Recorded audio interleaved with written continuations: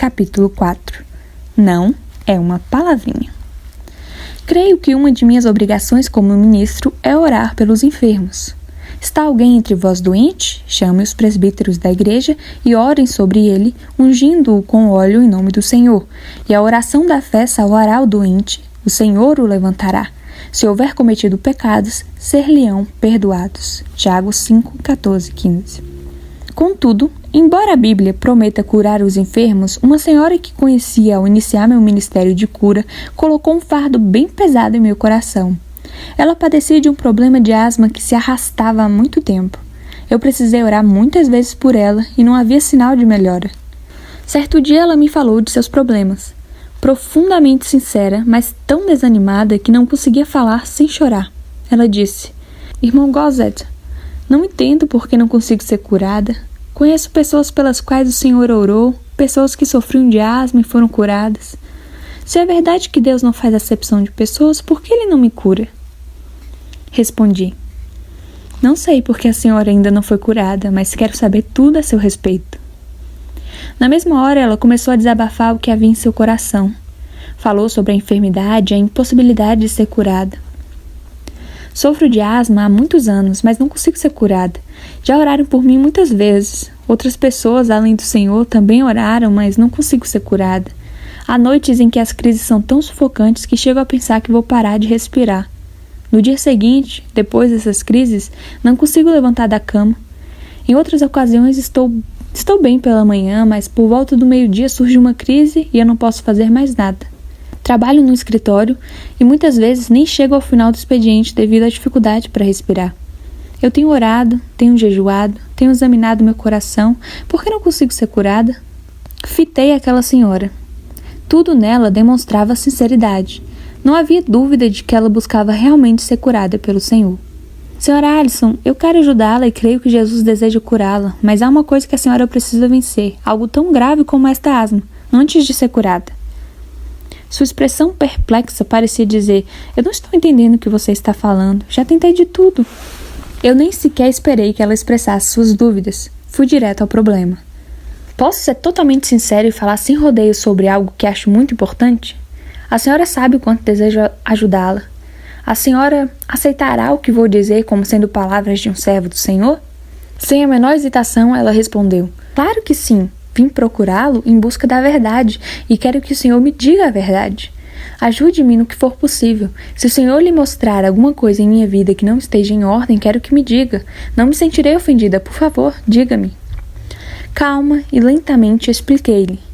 "É verdade que a senhora tem um caso grave de asma, mas eu estava me referindo a algo muito grave, quase tão grave quanto a asma. Sua atitude negativa. A senhora tem um caso grave de derrotismo não possuísmo, como ainda não vi outro igual. Durante seu relato, a senhora repetiu várias vezes: 'Eu não posso. Não consigo ser curada. Não posso respirar. Não consigo levantar da cama de manhã. Não posso continuar. Não posso ficar no escritório.' Sua vida parece ser feita de derrotas, de não posso e isso e não posso aquilo. Ora, em parte alguma da Bíblia, Deus a descreve como uma derrotada não possuísta. Mas de alguma forma a senhora foi infectada pelo derrotismo.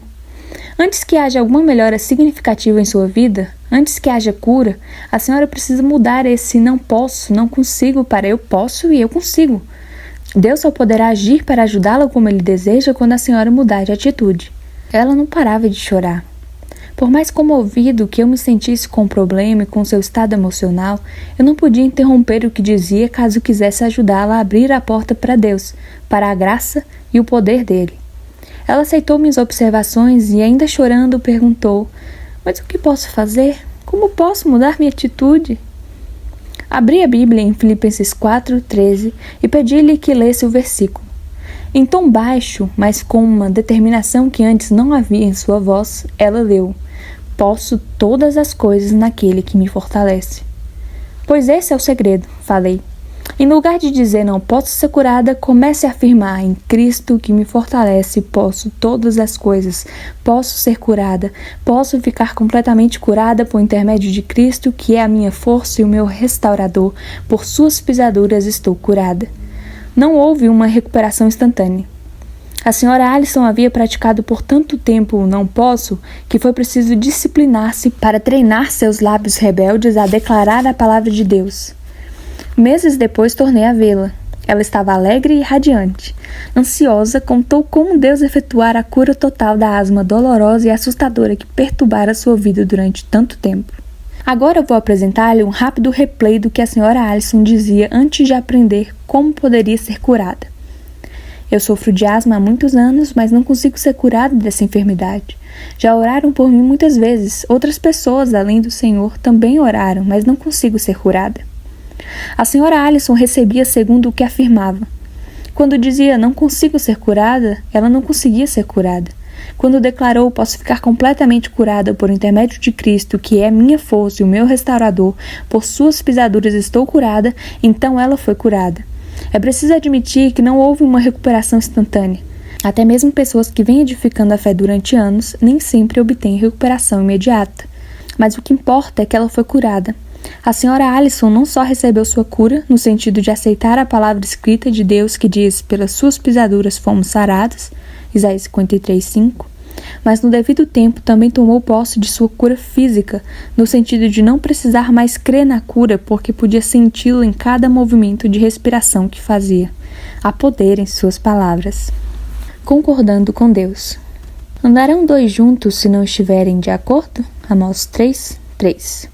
Andou Enoque com Deus. Gênesis 5:24. Primeiro, muitas pessoas desejam andar com Deus, mas como podemos verdadeiramente andar com Deus se não estivermos de acordo com Ele?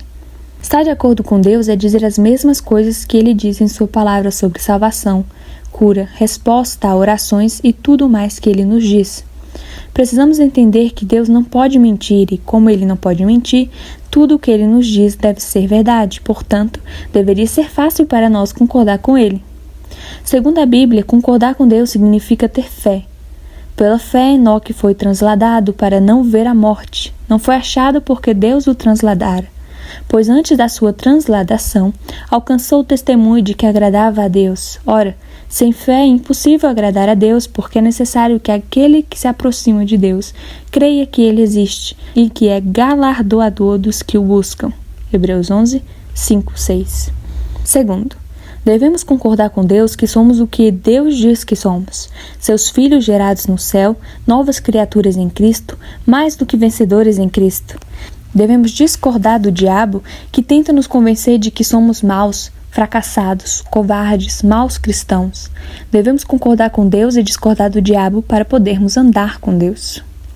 Terceiro, devemos concordar com Deus que temos o que Ele diz que temos: seu nome, sua natureza, seu poder, sua autoridade, seu amor. Por intermédio da palavra dele, já possuímos essas coisas, mas devemos tomar posse delas por meio de palavras emitidas.